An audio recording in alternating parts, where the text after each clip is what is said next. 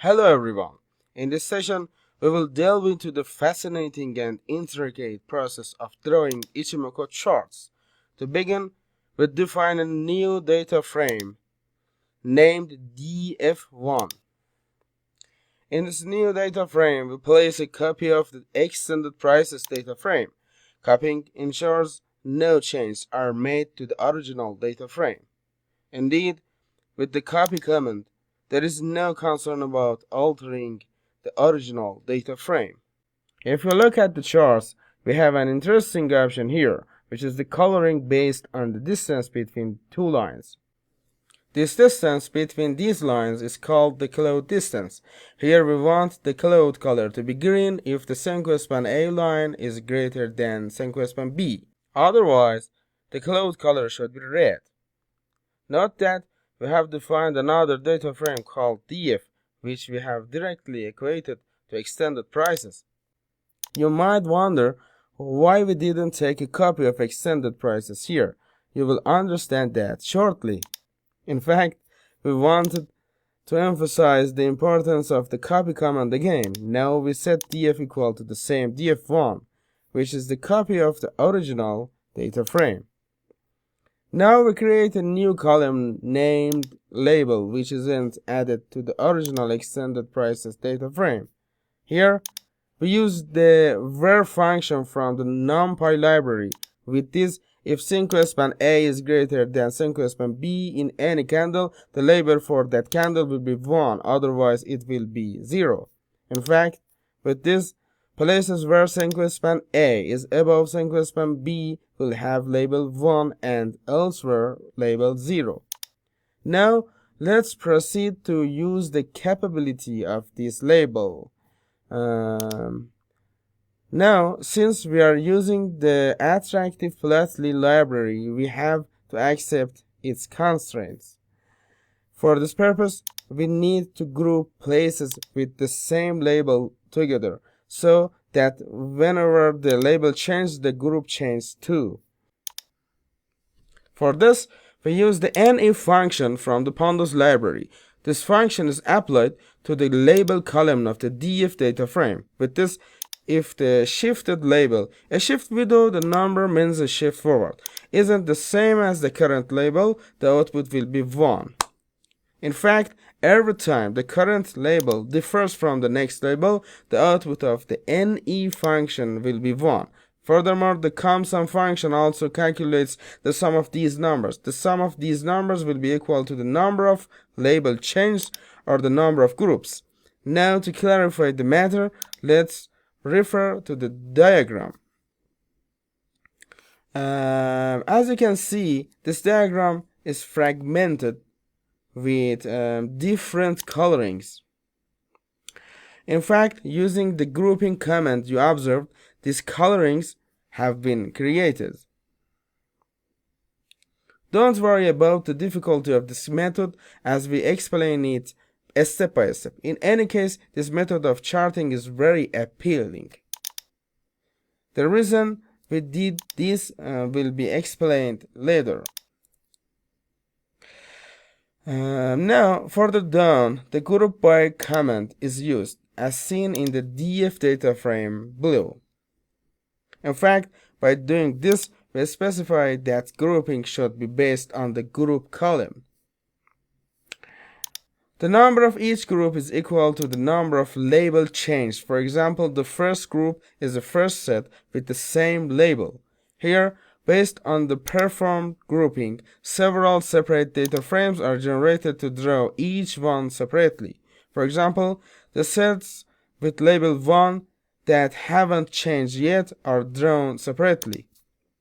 For this purpose, we define an array named DFs, which is also empty. Now we want to fill the empty DFs array with each of these separate groups. Let's refer back to the diagram once again. Notice that every time the label or the arrangement of the Senkou lines changes, we have a new group. If this part of the lesson is difficult for some of you, I must say you are entitled to that. In fact, With repeated observation of the section, you will definitely become proficient in this method. Be assured that analyzing these charts will make their calculation easier.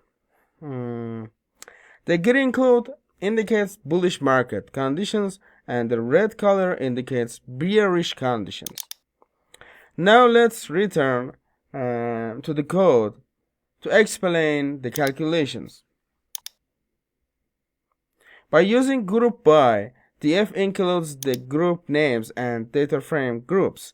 By using a for loop, we add these groups to dfs. Now, using the defined label, we define a function called fillColor. The input to this function is the label. In this way, if the label is greater than 1, meaning the Senkou A is above Senkou B, the output will be green. Otherwise, the output of this function will be red. Note that colors are in RGBA format. RGB respectively indicate the amount of red, green, and blue, and alpha indicates the transparency. 0 and 1 for alpha respectively indicate fully transparent and non-transparent. Now, similar to the section related to drawing candlestick charts using Plotly and Figure class, we define the fig variable. Now, using a loop our groups with the same label, we proceed to draw the charts of these groups. Note that here, in the continuation of the fig variable for adding charts, we use the addTrace function. Also here, using the GO module from the Plotly library and the scatter function, the Senkou span A line is initially drawn. Note that the color of the Senkou span A line is made invisible here. We will explain the reason for this later. Pay attention to how the horizontal and vertical axis values and the color schemes of the charts are specified in the Plotly library. For the Senkou span B line, an interesting idea is used in a way it fills the area between this chart and the previous one. In fact, if we set the variable fill equal to 2nxt, the area between the current line, namely Senkou span B, and the previous one, namely Senkou span A, will be filled. Finally, we have implemented the main idea in a way that the color of filling the chart is selected based on the fillColor function. Note that we are inside a loop and df includes all the data frames within ds in order. Also, note that the label column of data frame is a list and we select its 0 index as a string for the function's input. Actually, here Senkou A and Senkou B are drawn invisibly, but the area between them is color-coded. Here, pay attention to the comments related to coloring between two charts. The type 2nxt for the fill parameter indicates that the area between the current line and the next line should be colored. After this comment, we must specify which color to use for filling this area. Note that the input to the fillColor function must be a string. Therefore, we must select an index from the label column of the data frame as a string. Also, due to grouping based on the label, each of the data frames in the for loop has the same label in all its indices. For example, if the loop reaches a group or data frame where Senkou A is higher than B, all labels of the group of that group are equal to 1. In fact, with these comments, all chart groups are drawn within the loop. Note that there are other ways to draw these charts, but this method is much more professional. In fact, in addition to drawing practical Ichimoku charts, the ability to draw professional charts has also been taught in this course. Also here, in addition to drawing charts, pay special attention to the capabilities and capacities of the data frames. As an example, I zoom into this area. Excellent. Notice that in this green area, Senkou A is above Senkou B.